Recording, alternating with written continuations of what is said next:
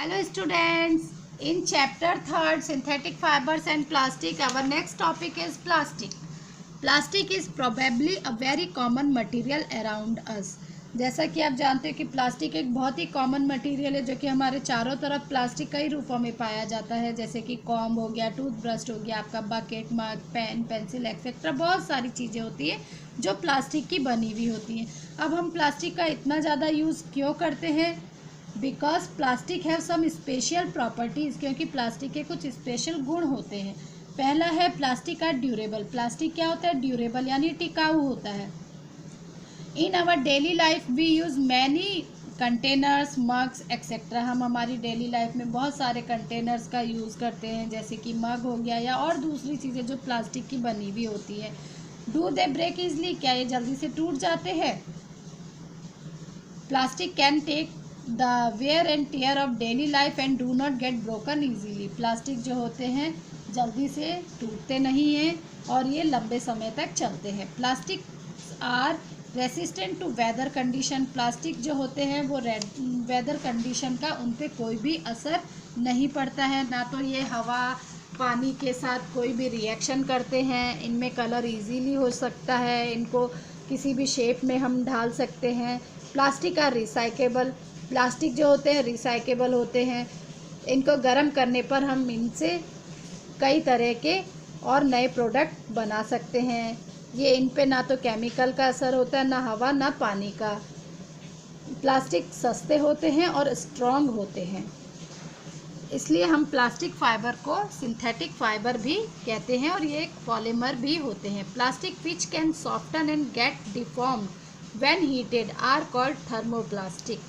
वो प्लास्टिक जिनको गर्म करने पर वो डिफॉर्म हो जाते हैं, सॉफ्ट हो जाते हैं, उन्हें हम थर्मोप्लास्टिक कहते हैं। मतलब वो किसी भी रूप में ढाले जा सकते हैं, उन्हें हम थर्मोप्लास्टिक कहते हैं। PVC, polyvinyl chloride. Polyvinyl chloride ये भी एक थर्मोप्लास्टिक है। It is a good electrical insulator. ये एक गुड इलेक्ट्रिक इंसुलेटर है।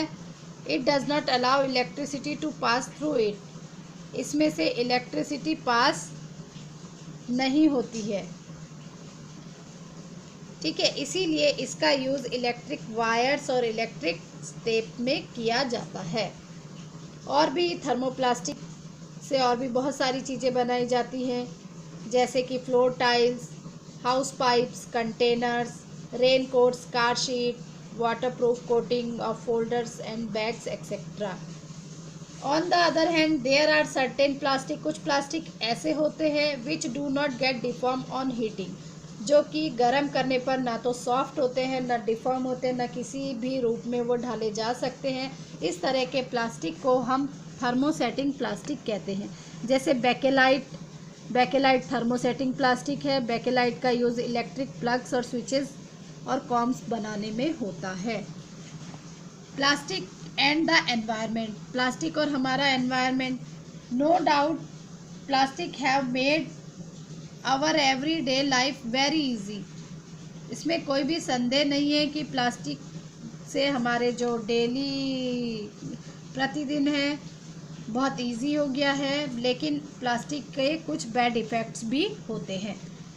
Disadvantages of plastic. प्लास्टिक के कुछ डिसएडवांटेजेस हैं। Plastics are non biodegradable. Plastic जो होते हैं वो नॉन बायोडिग्रेडेबल होते हैं, मतलब कि ये जल्दी से नष्ट नहीं होते हैं। Plastic do not decay or rot by bacteria and fungi by natural process. Plastic को फंगी, बैक्टीरिया नेचुरल प्रोसेस से नष्ट नहीं कर सकते हैं। यही कारण है कि प्लास्टिक एक जगह जमा होता जाता है। Recycling of plastic is very costly. Plastic को रिसाइकल करना बहुत महंगा होता है। प्लास्टिक को जलाने पर इससे पॉइजनस गैसेस निकलती हैं, जिससे कि एयर पॉल्यूशन होता है। The advantages and disadvantages of some properties of plastics are given. यहाँ पे प्लास्टिक के एडवांटेजेस भी दिए हुए हैं, डिसएडवांटेजेस भी दिए हुए हैं। We know plastics bags are non biodegradable. हम जानते हैं कि प्लास्टिक्स बैग्स जो होते हैं वो नॉन बायोडिग्रेडेबल होते हैं, यानी कि नष्ट नहीं हो सकते हैं। जब लोग उनको रोड पे फेंक देते हैं तो उनसे क्या होता है? दिस में चोक द ड्रेन्स। वो ड्रेनेज जो लाइन होती है उसको चोक कर देते हैं। सीवेज सिस्टम जो होता है वो ओवरफ्लो होने लगता है उसकी वजह से। उसमें स्पेशली जब मानसून सीजन होता है, बारिश का जब मौसम होता है, तो मच्छर जो होते हैं उसमें जो मच्छर होते हैं पनपने लग जाते हैं रुके हुए पानी में, जिससे कि मलेरिया और डेंगू जैसी बीमारियां हो जाती हैं। Choked sewage system also does not allow rain water to seep into the ground, causing problem in recharging ground water. जो चोक्ड सीवेज सिस्टम होता है उससे क्या होता है, बारिश का पानी जो होता है वो ज़मीन तक नहीं पहुंच पाता, यानी रिचार्ज नहीं हो पाता है। Secondly, cows and other animal में swallow plastic bags throw in the garbage. दूसरा जो कारण है, जब हम प्लास्टिक को इधर उधर ऐसे ही फेंक देते हैं तो गाय या दूसरे जानवर जो होते हैं वो प्लास्टिक बैग्स को जो हमने फेंका होता है उसको खा जाते हैं, गटक निगल जाते हैं, जिसकी वजह से एनिमल्स की डेथ भी हो सकती है। Measure to reduce plastic. अब प्लास्टिक का किस तरह से रिड्यूस जो है उसके क्या क्या उपाय हैं। पहला है यूज़ जूट क्लॉथ और paper bag instant of plastic bag. Plastic bag की बजाय हमें कपड़े के बैग या फिर पेपर बैग का यूज़ करना चाहिए। Encourage reuse of plastic. हमें प्लास्टिक को रीयूज़ करना चाहिए। जब जैसे माना हमने किसी प्लास्टिक बैग पे कोई चीज़ लाए तो हमें उसे फेंक नहीं देना चाहिए, हमें उसे दोबारा से रीयूज़ करना चाहिए। Ensure proper disposal of plastic bags. ये सुनिश्चित कर लेना चाहिए कि प्लास्टिक बैग्स को पूरी तरह से डिस्पोज किया है या नहीं।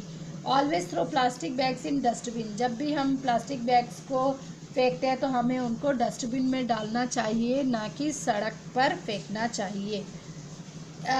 ऐसे ही अगर हम प्लास्टिक बैग्स को कहीं पे भी फेंक देते हैं तो उससे हम रिवर्स, लेक्स जो होते हैं, ये इनका जो वाटर होता है वो कंटेमिनेट, दूषित हो जाता है। और minimize the use of plastic material. हमें प्लास्टिक मटेरियल का कम से कम यूज़ करना चाहिए।